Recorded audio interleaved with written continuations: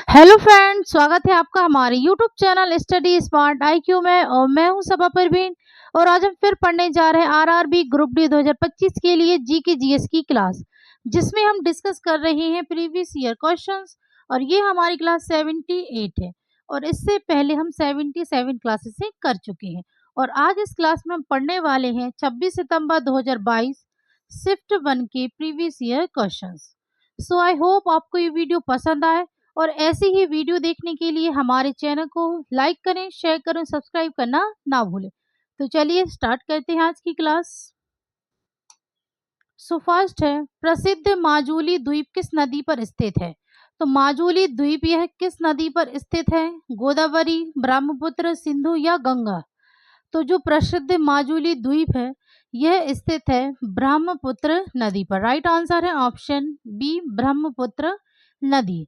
ब्रह्मपुत्र नदी की बात करें तो ये कहाँ से निकलती है? तो यह निकलती है तिब्बत के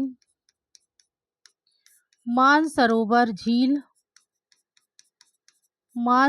झील के पास चैमा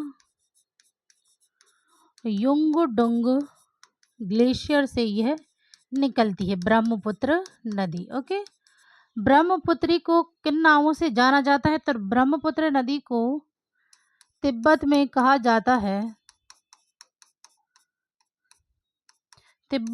जाता है यरलुंग तशंगपो। ठीक है, यरलुंग तशंगपो तिब्बत में। और इसे अरुणाचल प्रदेश में इसे कहा जाता है दिहांग। ओके, और बांग्लादेश में इसे कहा जाता है जमुना। और असम में इसे कहा जाता है ब्रह्मपुत्र। ठीक है, तो इन सभी नामों से जाना जाता है ब्रह्मपुत्र नदी को। ओके, फिर बात करें हम सिंधु नदी, ये कहाँ से निकलती है? तो सिंधु नदी यह निकलती है तिब्बत के मानसरोवर झील के पास। ठीक है, तिब्बत के मानसरोवर झील के निकट बोखारचू ग्लेशियर से निकलती है। ओके, बोखारचू ग्लेशियर से निकलती है सिंधु नदी। फिर बात करें गंगा नदी, ये कहाँ से निकलती है? तो गंगा नदी यह निकलती है उत्तराखंड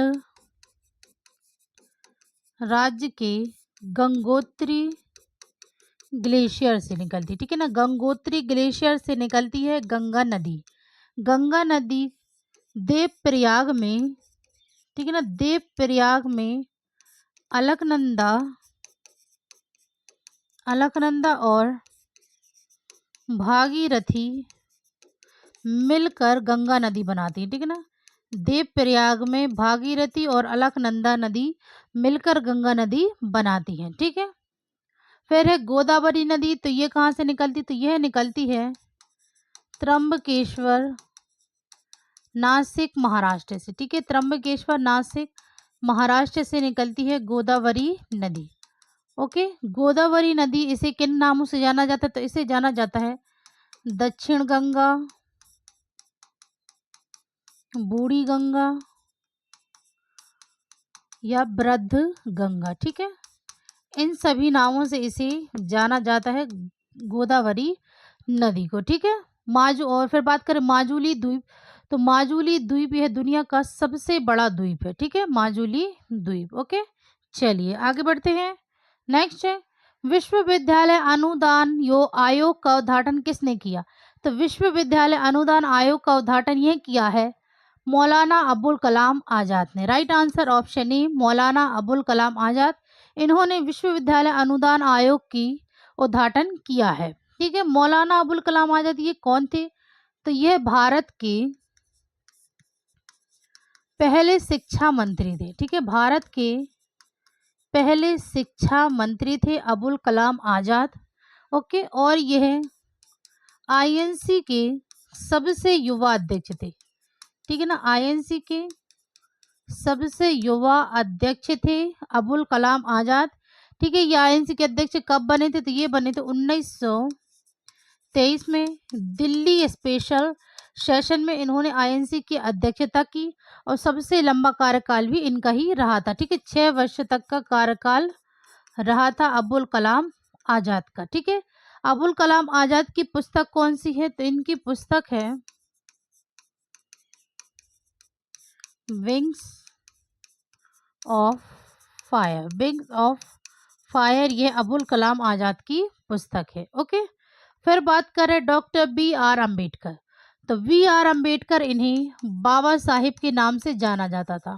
ओके, बाबा साहिब के नाम से इन्हें जाना जाता था और यह भारत के पहले कानून एवं न्याय मंत्री थे। कि भारत के पहले कानून एवं न्याय मंत्री थे डॉक्टर बी आर अम्बेडकर, ठीक है। बी आर अम्बेडकर इन्हें प्रारूप समिति का अध्यक्ष, ठीक है ना, यह प्रारूप समिति के अध्यक्ष थे और इन्हें संविधान का जनक भी माना जाता है, ठीक है ना। भारतीय संविधान का जनक भी माना जाता है बी आर अम्बेडकर को। ओके, फिर है जवाहरलाल नेहरू। तो जवाहरलाल नेहरू इन्हें चाचा नेहरू के नाम से भी जाना जाता है। चाचा नेहरू के नाम से भी इन्हें जाना जाता है और यह भारत के पहले प्रधानमंत्री थे। भारत के पहले प्रधानमंत्री थे और सबसे लंबा कार्यकाल इनका ही रहा था, पंडित जवाहरलाल नेहरू का। और इनकी पुस्तक कौन सी है? तो इनकी पुस्तक है द डिस्कवरी ऑफ इंडिया, यह इनकी पुस्तक है। ओके, फिर बात करें डॉक्टर एस राधा कृष्ण। तो डॉक्टर एस राधा कृष्ण यह भारत के पहले राष्ट्रपति, भारत के पहले राष्ट्रपति और दूसरे भारत के दूसरे उपराष्ट्रपति थे, ठीक है ना। भारत के पहले राष्ट्रपति और दूसरे उपराष्ट्रपति थे डॉक्टर एस राधा कृष्ण, यानी कि सर्वपल्ली राधा कृष्ण। ओके, चलिए तो अब हम आगे बढ़ते हैं। तो नेक्स्ट है भारत में नेहरू रोजगार योजना किस पंचवर्षीय योजना से शुरू की गई थी? तो भारत में नेहरू रोजगार योजना यह शुरू की गई थी 7वीं पंचवर्षीय योजना से। राइट आंसर है ऑप्शन डी, 7वीं पंचवर्षीय योजना। ओके, चलिए नेक्स्ट है 30 जून 2022 तक भारतीय संविधान में कुल कितनी अनुसूचियां? 12, 395, 22 या 8? तो 30 जून 2022 तक भारतीय संविधान की कुल अनुसूचियां 12 है। राइट आंसर है ऑप्शन ए, 12। ओके, चलिए नेक्स्ट है यदि 5 ओम के प्रतिरोध से 6 ओम एम्पियर की धारा प्रवाहित हो रही है तो इसमें श्रेणी क्रम में जुड़े 10 ओम के दूसरे प्रतिरोध से प्रवाहित होने वाली धारा होगी। तो इसमें 5 ओम के प्रतिरोध से 6 एम्पियर की धारा प्रवाहित हो रही है, तो दूसरे श्रेणी क्रम में जुड़े 10 ओम के दूसरे प्रतिरोध में प्रवाहित होने वाली धारा होगी, तो ये भी होगी 6 एम्पियर। राइट आंसर है ऑप्शन सी। ओके, चलिए नेक्स्ट है प्रधानमंत्री श्रम योगी मानधन योजना का उद्देश्य क्या है? तो प्रधानमंत्री श्रम योगी मानधन योजना का उद्देश्य है वृद्ध असंगठित श्रमिकों के लिए सुरक्षा प्रदान करना, ठीक है। राइट आंसर है ऑप्शन सी, वृद्ध असंगठित श्रमिकों के लिए सुरक्षा प्रदान करना, ये प्रधानमंत्री श्रम योगी मानधन योजना का उद्देश्य है। ओके, चलिए नेक्स्ट है ब्रह्म कमल किस राज्य का राज्य पुष्प है? तो ब्रह्म कमल ये किस राज्य का राज्य पुष्प है? त्रिपुरा, हिमाचल प्रदेश, सिक्किम और उत्तराखंड। तो जो ब्रह्म कमल है ये राज्य पुष्प है उत्तराखंड का। राइट आंसर है ऑप्शन डी, उत्तराखंड। त्रिपुरा का राज्य पुष्प, तो त्रिपुरा का राज्य पुष्प है नाग केसरी। हिमाचल प्रदेश का राज्य पुष्प तो ये है गुलाब बुरांस, ठीक है। और सिक्किम का राज्य पुष्प तो ये है नॉर्वड। एक मिनट, ठीक है, मैं एक मिनट चेक कर लूं। सिक्किम का है, सॉरी यहाँ पे सिक्किम का है, ठीक है, सिक्किम का है नोवल ऑर्किड, ठीक है। सिक्किम का राज्य पुष्प है नोबल ऑर्किड, हिमाचल प्रदेश का गुलाब बुरांस और त्रिपुरा का नागकेसरी और उत्तराखंड का ब्रह्म कमल। ओके, चलिए आगे बढ़ते हैं। तो नेक्स्ट है एक्स, क्या एक्स गुणसूत्र वाले शुक्राणुओं और वाई गुणसूत्र वाले शुक्राणुओं में कोई दृश्यमान अंतर है? तो इनमें नहीं, आकार या गतिशीलता में कोई अंतर नहीं है। तो राइट आंसर है ऑप्शन डी। ओके, चलिए नेक्स्ट है हर साल 1 सितंबर को मनाया जाने वाला सोलोंगो किस राज्य की आदि जनजाति का सबसे लोकप्रिय त्योहार है? त्रिपुरा, मेघालय, अरुणाचल प्रदेश या सिक्किम? तो हर साल 1 सितंबर को मनाया जाने वाला सोलुंग किस राज्य का आदि जनजाति का सबसे लोकप्रिय त्योहार है? तो ये है अरुणाचल प्रदेश का। Right answer option C. चलिए नेक्स्ट है गंगा नदी के बारे में कौन सा कथन सत्य है? तो पहला है गंगा का उद्गम गंगोत्री ग्लेशियर के पास गोमुख से होता है, यहाँ इसे भागीरथी के नाम से जाना जाता है। फिर है देवप्रयाग में भागीरथी अलकनंदा से मिलती है, इसके बाद इसे गंगा के नाम से जाना जाता है। फिर है अलकनंदा का उद्गम केदारनाथ के ऊपर स्थित सतोपंत ग्लेशियर से होता है। फिर है ऑप्शन 4, ये ठीक है ना, यहाँ पे ऑप्शन 4 है गंगा हरिद्वार में मैदानों में प्रवेश करती है। तो इनमें से कौन सा कथन सही है? तो कथन सही है ऑप्शन फर्स्ट, सेकंड और फोर्थ, ठीक है, क्योंकि गंगा का उद्गम गंगोत्री ग्लेशियर्स के पास गोमुख में होता है, यहाँ इसे भागीरथी के नाम से जाना जाता है। ठीक है, फिर है देवप्रयाग में भागीरथी अलकनंदा से मिलती है, इसके बाद इसे गंगा के नाम से जाना जाता है, तो ये भी सही है। और फिर है गंगा हरिद्वार में मैदानों में प्रवेश करती है। तो राइट आंसर होगा ऑप्शन सी, फर्स्ट, सेकंड और 4। ओके, चलिए आगे बढ़ते हैं।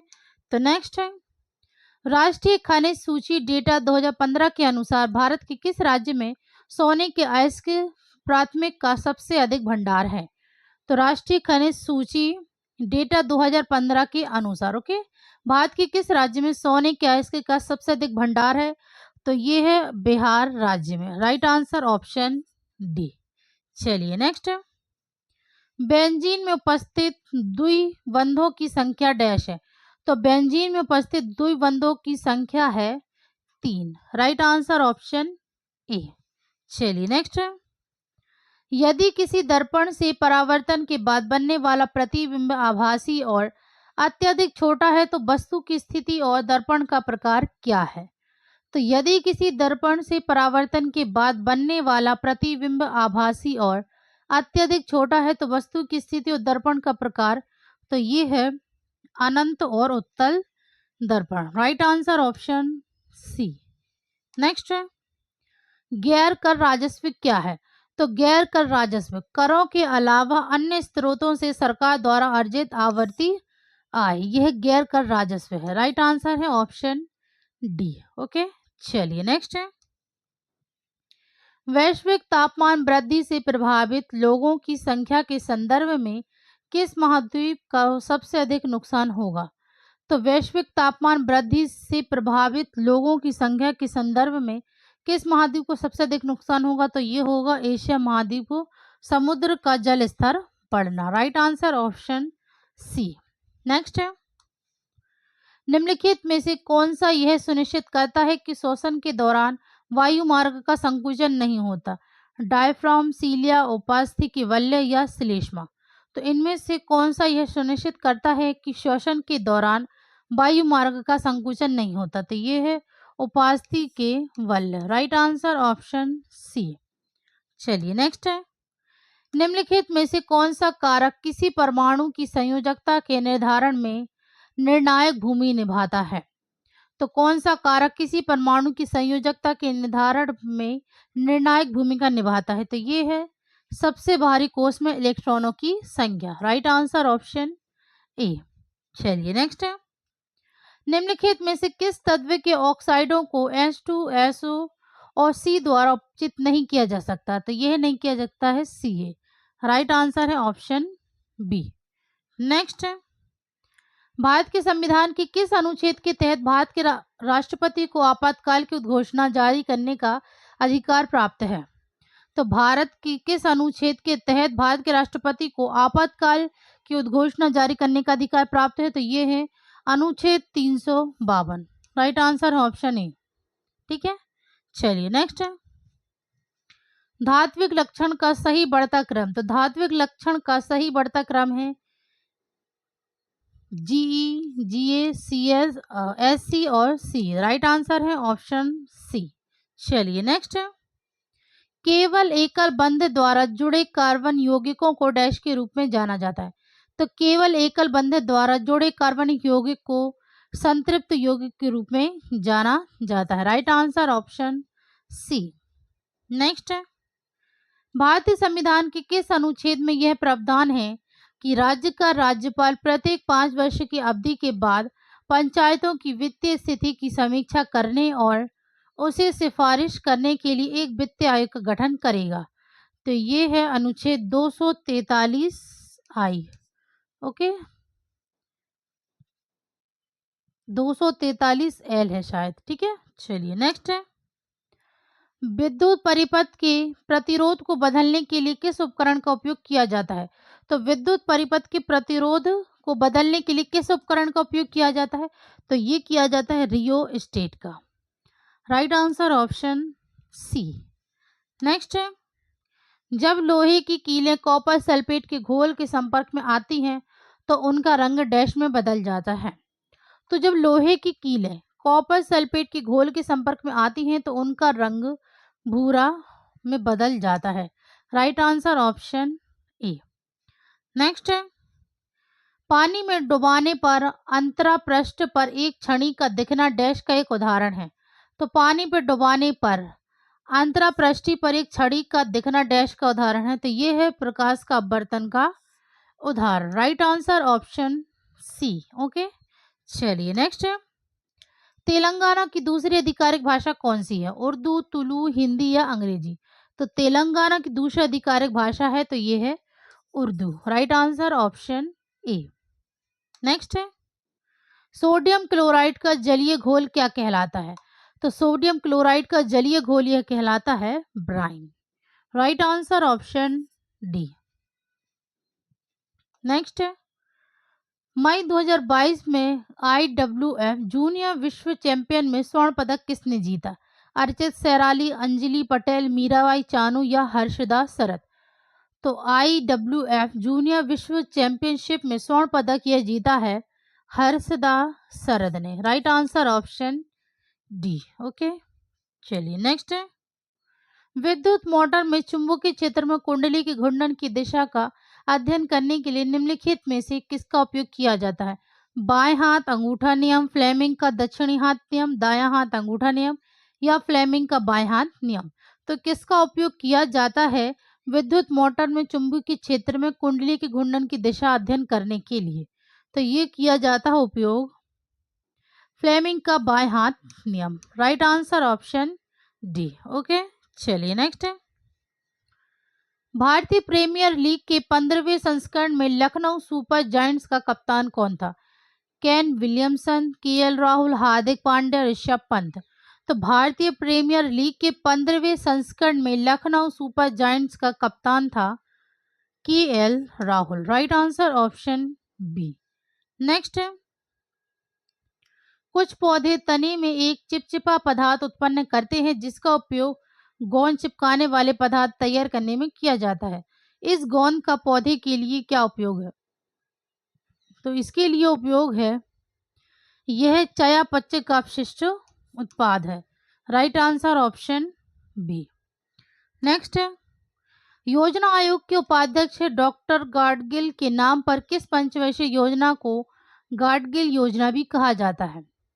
तो ये कहा जाता, एक मिनट, योजना आयोग के उपाध्यक्ष डॉक्टर गाडगिल के नाम पर किस पंचवर्षीय योजना को गाडगिल योजना भी कहा जाता है। तो ये कहा जाता है तीसरी पंचवर्षीय योजना को। Right answer option B. Next है कोशिका के किस कोशिकांग में कोशिकीय श्वसन का पहला चरण होता है जिसमें ग्लूकोज एक 6 कार्बन अणु का 3 कार्बन अणु पाइरूवेट में टूटना होता है। तो कोशिका के किस कोशिकांग में कोशिकीय श्वसन का पहला चरण होता। तो ये है कोशिका में कोशिकीय द्रव्य कोशिकांग में कोशिकीय श्वसन का पहला चरण होता है। ओके, चलिए नेक्स्ट है। निषेचन के बाद पुष्प के इन भागों पुंकेसर, वर्तिकाग्र, वर्तिका, पंखुड़ी और बाहें दल का क्या होगा? तो निषेचन के बाद वे झड़ जाते हैं सिवाय बाहें दल के, जो कुछ पौधों में बने रह सकते हैं। राइट आंसर है ऑप्शन सी। नेक्स्ट, क्लोरेला जैसी कई एक कोशीय शैवाल जल में रहते हैं, वे श्वसन के लिए ऑक्सीजन कैसे ग्रहण करते हैं? तो क्लोरेला जैसी कई एका कोशिकीय शैवाल जल में रहते हैं, वे श्वसन के लिए ऑक्सीजन कैसे ग्रहण करते हैं?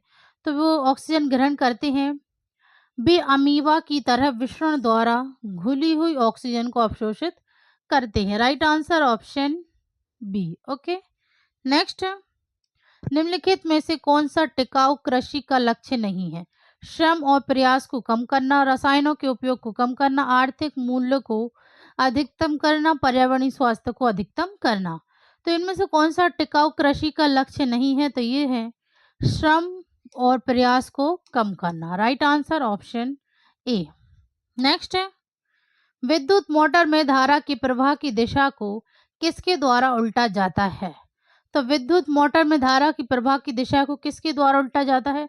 तो ये उल्टा जाता है एक स्प्लिट रिंग के द्वारा। Right answer option B. Next है, निम्नलिखित में से कौन द्विविस्थापन अभिक्रिया का उदाहरण है? तो द्विविस्थापन अभिक्रिया का उदाहरण है Na2SO4 plus BaCl2 BaSO4 2NaCl। Right answer option A, यह द्विविस्थापन अभिक्रिया का उदाहरण है। ओके, चलिए नेक्स्ट है, भारत में डिजाइन और निर्मित लाइट कॉम्बैट एयरक्राफ्ट का क्या नाम है? तो भारत में डिजाइन और निर्मित लाइट कॉम्बैट एयरक्राफ्ट का नाम है Tejas. Right answer option C. Next है, निचेरेन दाइसोनिन को की बौद्ध शिक्षाएं किस देश में शुरू हुई थी? वियतनाम, जापान, दक्षिण कोरिया, फिलीपींस। तो निचेरेन दाइसोनिन की बौद्ध शिक्षाएं ये शुरू हुई जापान देश में। Right answer option B, Japan. Next है, जून 2022 में शोधकर्ताओं ने मानव हस्तक्षेप के बिना सेप्टिक टैंक साफ करने के लिए एक रोबोट विकसित करने की घोषणा की, जिसका नाम होमोसेप है। तो ये की है भारतीय प्रौद्योगिकी संस्थान मद्रास ने। राइट आंसर है ऑप्शन डी। ओके, तो ये थे आज के हमारे क्वेश्चंस।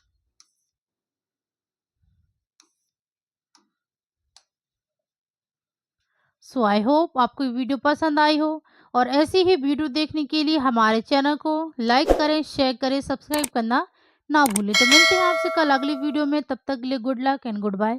Thank you.